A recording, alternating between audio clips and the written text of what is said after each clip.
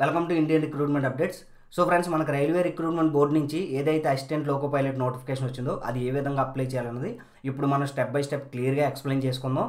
నా ఎక్స్ప్లెనేషన్ మీకు నచ్చినట్లయితే ఖచ్చితంగా ఒక లైక్ చేయండి.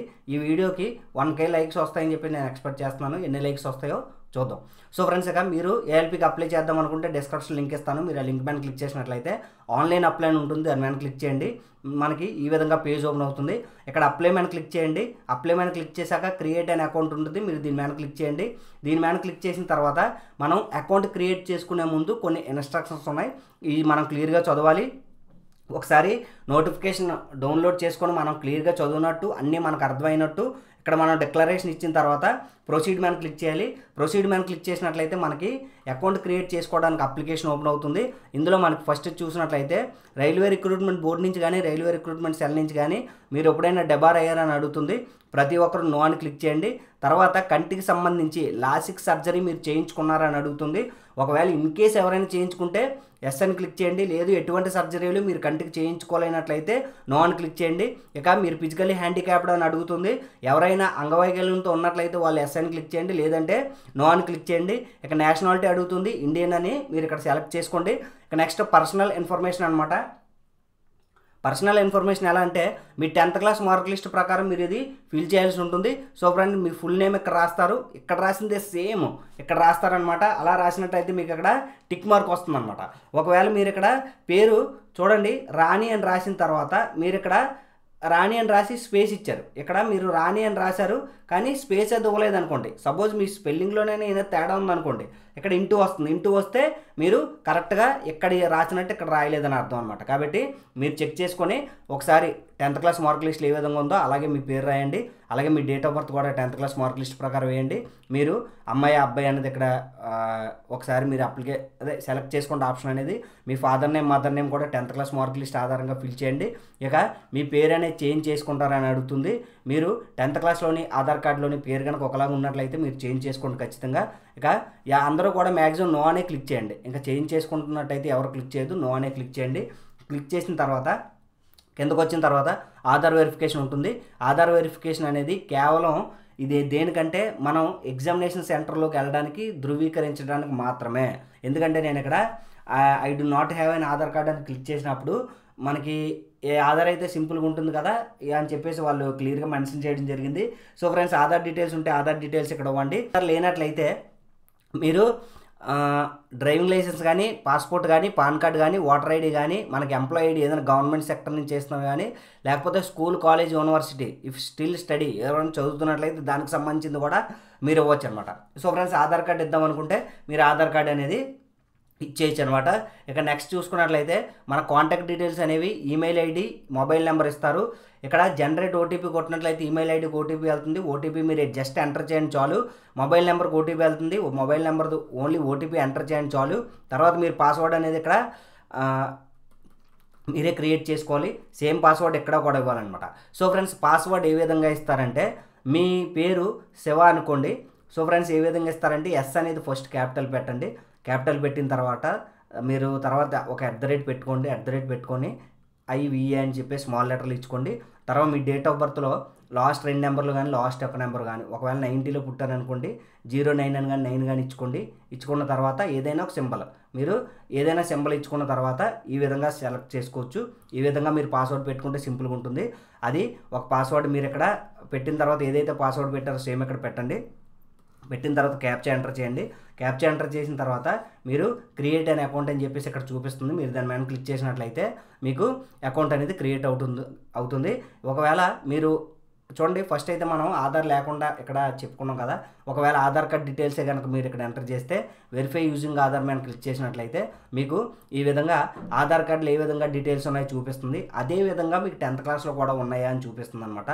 సేమ్ రెండు ఒకలాగే ఉండాలి. ఒకవేళ ఉన్నట్లయితే మీరు ఇక్కడ టిక్ మార్క్ క్లిక్ చేసి వెరిఫై మీద కొట్టినట్లయితే మీ ఆధార్ వెరిఫై అయిపోతుంది. వెరిఫై అయిపోయిన తర్వాత మీరు డైరెక్ట్గా ప్రివ్యూ అండ్ క్రియేట్ అనే అకౌంట్ అని చెప్పేసి ఇక్కడ కొట్టాల్సి ఉంటుంది. క్లిక్ చేసిన తర్వాత మీకు ఈ విధంగా అకౌంట్ క్రియేట్ చేసుకోవడానికి మనం ఇప్పటివరకు ఇచ్చిన డీటెయిల్స్ అన్ని ఇక్కడ మనకు క్లియర్గా చూపిస్తుంది. చూపించిన తర్వాత మనం ఇక్కడ రీచెక్ మీద క్లిక్ చేసిన తర్వాత రీచెక్ అన్నీ కూడా ఒకసారి 1-2 సార్లు చెక్ చేసుకోండి. ఇన్ కేస్ ఏమైనా మిస్టేక్స్ ఉంటే ఎడిట్ మీద క్లిక్ చేయండి. లేదా మీరు రీచెక్ చేసుకున్నట్టు ఇక్కడ డిక్లరేషన్ ఇచ్చేసిన తర్వాత క్రియేట్ అన్ అకౌంట్ మీద క్లిక్ చేయండి. క్రియేట్ అన్ అకౌంట్ మీద క్లిక్ చేసినట్లయితే ఇది క్లియర్గా చెప్తుంది. క్రియేట్ అన్ అకౌంట్ ఒకసారి మీరు ప్రొసీడ్ చేసిన తర్వాత ఎట్టి పరిస్థితుల్లో కానీ ఇంక్లూడ్ ఈమెయిల్ ఐడి కానీ మొబైల్ నెంబర్ కానీ చేంజ్ చేయలేరు. కాబట్టి ఏదైతే ఈమెయిల్ ఐడి ఇస్తున్నారో, ఏదైతే మొబైల్ నెంబర్ ఇస్తున్నారో చాలా జాగ్రత్తగా అది రిక్రూట్మెంట్ ప్రాసెస్ కంప్లీట్ అయ్యేంత వరకు కూడా మీ దగ్గర ఉండాలి. జాగ్రత్త చూసుకోండి. ప్రొసీడ్ మ్యాన్ క్లిక్ చేయండి. ప్రొసీడ్ మ్యాన్ క్లిక్ చేస్తే మనకి అకౌంట్ అనేది క్రియేట్ అవుతుంది. Okay friends, thank you for watching. So friends చూడండి, ఫర్దర్ ప్రొసీజర్ ఉంది. ఇది మన ఛానల్ అనమాట. ఇండియన్ రిక్రూట్మెంట్ అప్డేట్స్ అనేది కేవలం ఐటీ వాళ్ళ కోసం మాత్రమే. సో ఫ్రెండ్స్, మనం ఈ ఛానల్ పెట్టిన తర్వాత ఎప్పుడు పెట్టాం? మన ఛానల్ 2017లో పెట్టాము. 2017 అక్టోబర్ 2లో పెట్టాం అనమాట. అప్పుడు ఛానల్లో ఖచ్చితంగా రోజుకి 2 వీడియోలు 3 వీడియోలు వచ్చేవి. ఏ నోటిఫికేషన్ వచ్చినా వెంటనే అప్డేట్ వచ్చేది అనమాట. ఇప్పుడు చాలామంది అడుగుతున్నారు, అంటే కొన్ని వీడియోస్ కింద కూడా కామెంట్ చేస్తున్నారు అనమాట, చాలా లేట్గా వస్తుందని చెప్పేసి. సో ఫ్రెండ్స్, మనం ఎప్పుడు ఒకలాగే ఉండలేము. 2017లో నా లైఫ్కి 2023 అంటే 24లో నా లైఫ్కి తేడా ఏంటంటే, ఇప్పుడు నాకు 2 బుడంకాయలు ఉన్నారనమాట. పెద్ద అమ్మాయి వివక్ష, చిన్న అమ్మాయి సహస్ర అనమాట.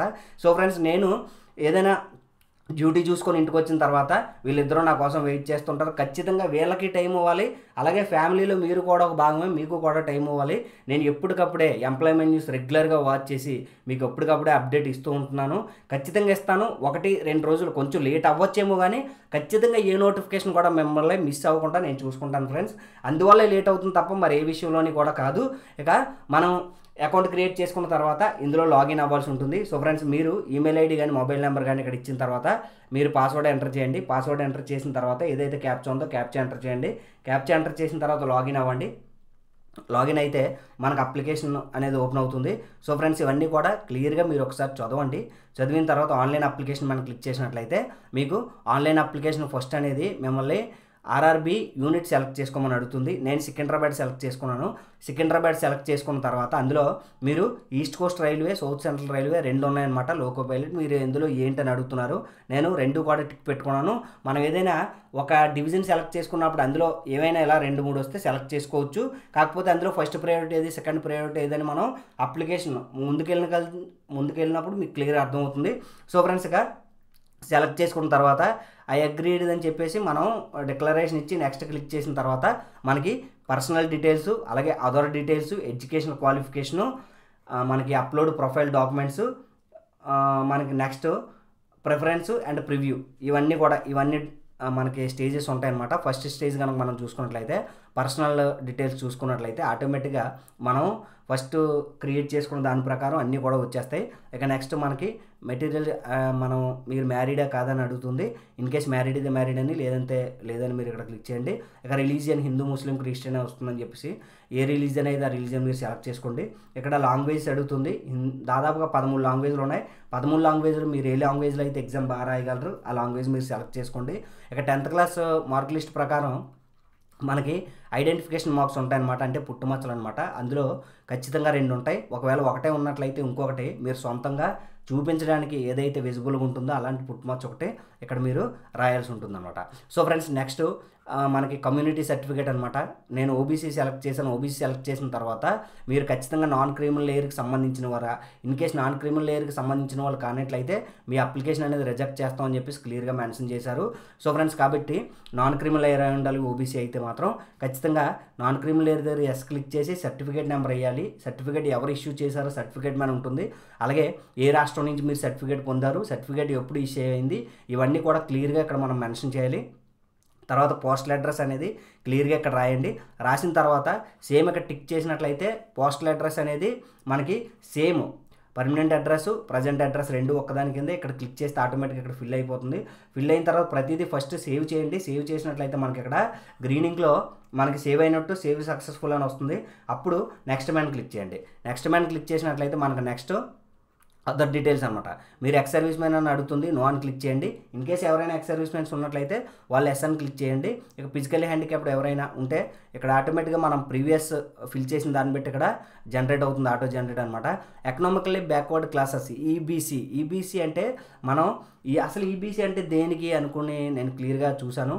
ఈబీసీ అంటే ఏంటంటే ఎకనామికల్లీ బ్యాక్వర్డ్ క్లాస్ ఏంటంటే ఎవరైతే ఫీజు సంబంధించి కొంచెం తక్కువ పే చేయాల్సిన వాళ్ళు అనమాట. ఇక్కడ మినిమం యాన్యువల్ ఇన్కమ్ 50,000 కన్నా తక్కువ ఉన్న వాళ్ళు అయితేనే మనకి ఈబీసీ కింద కాలిక్యులేట్ చేయబడుతుంది. దానికి సంబంధించిన సర్టిఫికేట్ కూడా మీరు అప్లోడ్ చేయాల్సి ఉంటుంది. అది అంటే ఈబీసీ దానికి తప్ప ఇంకా దేనికి పనికిరాదు. ఇదైతే కేటగిరీకి సంబంధించి అయితే అస్సలు కాదనమాట. ఓన్లీ ఫీజు తగ్గించడానికి మాత్రమే ఈబీసీ అనమాట. సో ఫ్రెండ్స్, ఇక ఈబీసీ నో అని క్లిక్ చేసాము, ఈబీసీ కాదు కాబట్టి. ఇక నెక్స్ట్ మీరు రైల్వేలో ఎక్కడైనా జాబ్ చేస్తున్నారని అడుగుతుంది. ఒకవేళ ఇన్కేస్ రైల్వే ఎంప్లాయీస్ ఎవరైనా ఉంటే ఎస్ అని పెట్టుకోవచ్చు, లేదంటే నో అని పెట్టండి. మనం ఎక్కడైనా మీరు జాబ్ చేస్తున్నారని అడుగుతుంది. జాబ్ చేస్తున్నారంటే నాట్ అప్లికేబుల్, ఎక్కడ చేయట్లేదని చెప్పేసి ఇక్కడ క్లియర్గా ఈ విధంగా నాట్ అప్లికేబుల్ పెట్టండి. మనకి కోర్స్ కంప్లీటెడ్ యాక్ట్ అప్రెంటిస్షిప్ మీది సిసిఐ అంటే ఏంటంటే వీళ్ళు రైల్వేలో అప్రెంటిస్షిప్ చేసిన వాళ్ళే ఇక్కడ ఫిల్ చేయండి అని ఏమీ ఎక్కడ మెన్షన్ చేయలేదు. ఎక్కడ అప్రెంటిస్షిప్ చేసినా అంటే చూడండి, ఈ ట్రేడ్లు అనమాట అప్రెంటిస్షిప్. ఈ ట్రేడ్లో మీరు ఎక్కడ అప్రెంటిస్షిప్ చేసినా సరే, లేదు అప్రెంటిస్షిప్ యాక్చువల్గా అవసరం లేదు, ఈ నోటిఫికేషన్కి అప్రెంటిస్షిప్ అవసరం లేదు. అప్రెంటిస్షిప్ లేకుండా నో అని పెట్టి కూడా మీరు అప్లికేషన్ అనేది కంటిన్యూ చేయొచ్చు. ఒకవేళ ఇన్ కేస్ మీరు అప్రెంటిస్షిప్ చేస్తే మీకు ఎక్కడైనా చిన్నదైనా సరే ఒకవేళ ముందుకెళ్ళే అవకాశం ఉంటుందేమో అని ఆశతో మీరు అప్రెంటిస్షిప్ సర్టిఫికేట్ చేసి ఉండి మీరు ఫిల్ చేద్దామంటే ఫిల్ చేయండి.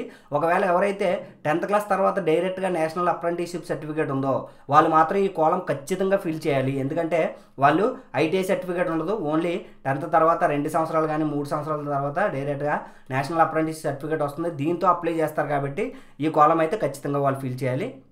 ఐటీఐ చేసి అప్రెంటిస్షిప్ చేసిన వాళ్ళు అనేది మీ ఇష్టం అనమాట. సో ఫ్రెండ్స్, ఇక తర్వాత అకౌంట్ నెంబర్ అనేది మీరు ఇక్కడ ఎంటర్ చేయాల్సి ఉంటుందన్నమాట.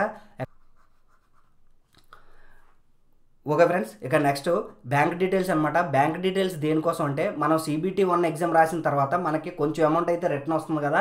ఎవరైతే 500 పే చేస్తారో వాళ్ళకి 400, అలాగే ఎవరైతే 200 రూపాయలు 250 పే చేస్తారో వాళ్ళకి 250 కూడా వెనక్కి వచ్చే అవకాశం ఉంది CBT ఎగ్జామ్ 1 ఎవరైతే రాస్తారో.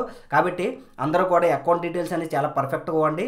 ఒకటి గుర్తుంచుకోండి, మీరు CBT 1 ఎగ్జామ్కి అటెండ్ అయిన తర్వాత మాత్రమే మీ అకౌంట్లో డబ్బులు అనేవి జమ అవుతాయి. ఓకే ఫ్రెండ్స్, సేవ్ చేయండి. తర్వాత నెక్స్ట్ మనం క్లిక్ చేసినట్లయితే మీరు నెక్స్ట్కి వెళ్ళిపోవచ్చు. ఇక నెక్స్ట్ ఎడ్యుకేషనల్ క్వాలిఫికేషన్ అనమాట. సో ఫ్రెండ్స్, ఎడ్యుకేషనల్ క్వాలిఫికేషన్ ఏంటంటే ఇక్కడ ఫస్ట్ మనం క్వాలిఫికేషన్ దగ్గర ఎక్కడైతే సెలెక్ట్ చేసుకోవడానికి వస్తుంది కదా, ఫస్ట్ మనకి ఏం రాదనమాట, మెట్రికులేషనే ఉంటుంది. 10th క్లాస్ సర్టిఫికేట్ మీద మీ రోల్ నెంబర్ రాయండి, ఏ స్టేట్ నుంచి పాస్ అయ్యారు, ఏ డిస్ట్రిక్ట్ నుంచి పాస్ అయ్యారు, మీది సర్టిఫికేట్ బోర్డు ఏంటి, ఇంకా డేట్ ఆఫ్ పాసింగ్ ఎప్పుడు పాస్ అయ్యారు అనేది క్లియర్గా మెన్షన్ చేసిన తర్వాత మీరు యాడ్ కొట్టినట్లయితే ఇక్కడ ఇది యాడ్ అయిపోతుంది, కొత్త కాలం కూడా యాడ్ అవుతుంది. సో ఫ్రెండ్స్, యాడ్ అయిన తర్వాత నెక్స్ట్ నేను అయిపోయిన తర్వాత ఐటీఐ యాడ్ చేశాను, ఐటీఐ కూడా యాడ్ అయింది. నాకు అప్రెంటిస్షిప్ కూడా ఉందనుకోండి, మళ్ళీ ఇక్కడ క్లిక్ చేస్తాను, ఎన్ఏసీ క్లిక్ చేసుకొని మళ్ళీ అప్రెంటిస్షిప్ కూడా యాడ్ చేసుకుంటాను అనమాట. సో ఫ్రెండ్స్, ఈ విధంగా యాడ్ చేసుకోండి. యాడ్ చేసుకున్న తర్వాత నెక్స్ట్ మ్యాన్ క్లిక్ చేసినట్లయితే అప్లోడ్ ప్రొఫైల్ డాక్యుమెంట్స్ అని వస్తుంది. సో ఫ్రెండ్స్, ఇక్కడ మనం ఫోటో అప్లోడ్ చేయాలి. వ్యూ శాంపుల్ ఫోటో ఉంది, దీని మీద క్లిక్ చేసినట్లయితే మనకి ఈ విధంగా ఉంటుంది. సో ఫ్రెండ్స్, ఎంత క్లోజ్గా తీసుకోకూడదు అనమాట, అలాగే కళ్ళద్దాలు పెట్టుకోకూడదు, హెయిర్ అనేది ముఖం మీదకి వచ్చేలా ఉండకూడదు, బ్యాక్గ్రౌండ్ ఇష్టం వచ్చినట్టు ఉండకూడదు, ప్లెయిన్గానే ఉండాలి. ఇక నెక్స్ట్ బ్లర్గా ఉండకూడదు, బ్యాక్గ్రౌండ్ కూడా డార్క్ ఉండి మీరు అందులో కలిసిపోయినట్టయితే అసలు ఉండకూడదు. ఇక షేడ్ ఫొటోస్ ఉండకూడదు, ఈ విధంగా పైన స్పెట్స్ కూడా పెట్టుకోకూడదు. ఇక ఒకవైపు బాగా చీకటి ఉండి ఒకవైపు ఇలా ఉన్నది, లేదా క్యాప్ పెట్టుకున్న ఫొటోస్ ఎట్టి పరిస్థితుల్లో ఉండకూడదు. మీరు క్లియర్గా బ్యాక్గ్రౌండ్ అనేది చాలా ప్లెయిన్గా ఉండాలి.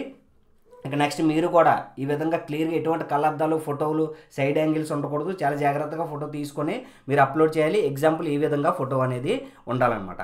సో ఫ్రెండ్స్, ఈ విధంగా ఉన్న తర్వాత మీరు ఫోటో అప్లోడ్ అవుతుంది. తర్వాత ఫోటో అప్లోడ్ అయ్యేటప్పుడు ఏ విధంగా క్రాప్ చేసుకునే అవకాశం కూడా మనకు ఉంటుంది. ఒకసారి ఫోటో క్రాప్ చేసుకొని ఇక్కడ టిక్ మార్క్ మనం క్లిక్ చేసినట్లయితే ఫోటో అనేది అక్కడ అప్లోడ్ అవుతుంది అనమాట. సో ఫ్రెండ్స్, ఈ విధంగా సిగ్నేచర్ కూడా మీరు అప్లోడ్ చేయాలి. సో ఫ్రెండ్స్, సిగ్నేచర్ రన్నింగ్లో ఏ విధంగా ఉండాలని అడుగుతున్నారు. సో ఫ్రెండ్స్, చూడండి, రన్నింగ్లో ఏ విధంగా ఉండాలంటే మీ పేరు సపోజ్ శ్యామ్ అనుకోండి, ఈ విధంగా ఉండాలన్నమాట. మీరు ఇలా రాయకూడదు, ఇలా రాస్తే మీ యొక్క అప్లికేషన్ అనేది రిజెక్ట్ అవుతుంది. ఈ విధంగా ఇది రన్నింగ్లో ఉండాలి. ఇది సిగ్నేచర్ అంటారు, ఇది మీ యొక్క పేరు అంటారు. కాబట్టి పేరు రాయకూడదు, సిగ్నేచర్ చేయాలి. రన్నింగ్ అంటే ఏం లేదండి, మీ దానికి ఎక్కడా కూడా గ్యాప్ లేకుండా ఫస్ట్ పెన్న పెట్టిన తర్వాత పెన్న పైకి లేపకుండా మీరు మీ పేరు రాసేస్తే అదే సిగ్నేచర్ అవుతుంది. ఈ విధంగా సిగ్నేచర్ వైట్ పేపర్ మీద రాసి మీరు డాక్యుమెంట్స్ మీరు మినిమం మనకి 30 KB నుంచి 70 KB మధ్యలో ఉండేలా సిగ్నేచర్ స్కాన్ చేసుకొని ఇక్కడ మీరు అప్లోడ్ చేసుకోవచ్చు. ఓకే ఫ్రెండ్స్, ఈ విధంగా అయిపోయిన తర్వాత నెక్స్ట్ ప్రిఫరెన్స్ అండ్ ప్రివ్యూ అనమాట. ప్రిఫరెన్స్ అనేది ఫస్ట్ మీరు CBT 2కి అంటే CBT 1 అయిపోతుంది, అలాగే కామన్ ఎగ్జామ్ అందరితో పాటు CBT 2కి మీరు ఏ ట్రేడ్ మీద రాయాలనుకుంటున్నారని చెప్పేసి ఇక్కడ మెన్షన్ చేశారు. ఏ ట్రేడ్ అయితే ఆ ట్రేడ్ ఆటోమేటిక్గా మనం ఫస్ట్ ఏ ట్రేడ్కి అయితే అప్లై చేస్తున్నామో ఆ ట్రేడ్ మాత్రం ఇక్కడ షో అవుతుంది, ఏది కావాలంటే అది అవ్వదన్నమాట. ఇక సెలెక్ట్ చేసుకున్న తర్వాత మనం RRB సికింద్రాబాద్లో assistant loco pilot, south central railway assistant loco pilot, east Coast railway రెండు పెట్టాం కదా, రెండిట్లో కూడా ప్రిఫరెన్స్ మనం సెలెక్ట్ చేసుకోవచ్చు. ఈ పై యారో ఈ గ్రీన్ యారో నొక్కినట్లయితే ఇది పైకి వెళ్తుంది అనమాట. అంటే గ్రీన్ యారో నొక్కినట్లయితే ఇది పైకి వెళ్తుంది, ఈ యొక్క బ్లూ యారో నొక్కినట్లయితే ఇది కిందకు వస్తుంది. ఆ విధంగా మనం 1 or 2 ప్రిఫరెన్స్ ఇచ్చుకోవచ్చు. నేను ఫస్ట్ ప్రిఫరెన్స్ అనేది సౌత్ సెంట్రల్కి, సెకండ్ ప్రిఫరెన్స్ ఈస్ట్ కోస్ట్కి ఇచ్చాను అనమాట. ఈ విధంగా ఇచ్చిన తర్వాత మీరు ఓకే ఇంకా ఆర్డర్ ప్రిఫరెన్స్ అనేది ఓకే చేసినట్టు మీరు కొంచెం కిందకి స్క్రోల్ చేసినట్టయితే డిక్లరేషన్ వస్తుంది. డిక్లరేషన్లో మనం అన్ని గవర్నమెంట్ రూల్స్ అన్నీ పాటించి అన్ని సర్టిఫికేట్స్ ఫ్యాక్ట్గానే పెట్టాము, అందులో ఎటువంటి ఇబ్బంది లేదని చెప్పేసి మనం డిక్లరేషన్ అనేది ఇవ్వాలి. ఇచ్చిన తర్వాతే ఆటోమేటిక్గా సిగ్నేచర్ ఇది అదే తీసుకుంటుంది, మనం సిగ్నేచర్ అప్లోడ్ చేసింది. ఇక ప్రివ్యూ అప్లికేషన్ మనం క్లిక్ చేసినట్లయితే ఈ విధంగా మన ఫోటో, సిగ్నేచరు, ఇంకా మొత్తం మన డీటెయిల్స్ అన్నీ కూడా క్లియర్గా వస్తాయి. 1-2 సార్లు డీటెయిల్స్ అన్నీ చెక్ చేసుకోండి, ఎందుకంటే ఎట్టి పరిస్థితుల్లో కూడా మిస్టేక్ ఉండకూడదు. చెక్ చేసుకున్న తర్వాత ఇక్కడ ఎడిట్ ఆప్షన్ ఉంది, ఏదైనా తప్పు ఉన్నట్లయితే ఎడిట్లోకి వెళ్తే మళ్ళీ అప్లికేషన్ వెనక్కి వెళ్తుంది. మీకు కావాల్సిన కాలంలోకి వెళ్ళి మీరు కావాల్సినట్టు చేంజ్ చేసుకోవచ్చు. ఒకవేళ అన్నీ చేంజ్ చేసుకున్నారు అంత బాగానే ఉందనుకోండి, మనం రీచెక్ చేసుకున్నట్టు డిక్లరేషన్ ఇక్కడ ఇచ్చిన తర్వాత సబ్మిట్ మ్యాన్ క్లిక్ చేయండి. సబ్మిట్ మ్యాన్ క్లిక్ చేసినట్లయితే application will not be able to make any corrections in the online application after submission. ఒకసారి అప్లికేషన్ సబ్మిట్ చేసిన తర్వాత ఎట్టి పరిస్థితుల్లోని కూడా కరెక్షన్ చేయడానికి అవ్వదు అని చెప్పేసి చెప్తున్నారు. మనం ఆల్రెడీ రీచెక్ చేసుకున్నాం, అంత పర్ఫెక్ట్గా ఉంది కాబట్టి. నెక్స్ట్ ఫీజు అనమాట. ఫీజు 250 రూపాయలు ఫీజు పే చేయాలి. ఇది ఫీమేల్కి సంబంధించిన అప్లికేషన్ కాబట్టి. సో ఫ్రెండ్స్ ఇక అబ్బాయిలు అయితే మాత్రం ఖచ్చితంగా 500 ఫీజు పే చేయాలి, అది కూడా కేటగిరీ మీద డిపెండ్ అయి ఉంటుంది. సో ఫ్రెండ్స్ ఇక్కడ ఎంతైతే ఫీజు చూపిస్తుందో అక్కడ మీరు పేమెంట్ క్లిక్ చేసినట్లయితే ఈ విధంగా చూపిస్తుంది. సో ఫ్రెండ్స్ ఈ విధంగా చూపించిన తర్వాత మీరు ఇక్కడ ఫోన్పే డైరెక్ట్గా ఫోన్పే లింక్ ఇచ్చుకోవచ్చు. ఇక్కడ మీ యొక్క వ్యాలిడ్ UPI ID ఇచ్చిన తర్వాత మీరు ఓకే చేసినట్లయితే ఇక్కడ గ్రీన్ సిగ్నల్ వచ్చిందంటే డైరెక్ట్గా పే అనేది ఆ లింక్ వెళ్ళిపోతుంది. పే నౌ మ్యాన్ క్లిక్ చేయండి. వెళ్ళిన తర్వాత 2 minutes ఇస్తుంది. 2 minutes లోపు మీరు పే చేసినట్లయితే ఇక్కడ పే పెండింగ్ అని ఉందా, పే సక్సెస్ఫుల్ అని వచ్చేస్తుంది. తర్వాత మీ అప్లికేషన్ అనేది మీరు చూసుకోవచ్చు. ఓకే ఫ్రెండ్స్, ఈ విధంగా అప్లికేషన్ అనేది అప్లై చేయండి. ఇంకా ఏమైనా డౌట్స్ ఉన్నట్లయితే ఖచ్చితంగా కింద కామెంట్ బాక్స్లో కామెంట్ చేయండి. నేను వీలు చూసుకొని ఖచ్చితంగా మీ అందరికి కూడా రిప్లై ఇవ్వడానికి ట్రై చేస్తాను. Okay friends, thank you for watching. Have a nice day. ఇటువంటి అప్డేట్స్ మరెన్నో తెలుసుకోవాలంటే ఖచ్చితంగా మన ఛానల్ని సబ్స్క్రైబ్ చేసుకోండి.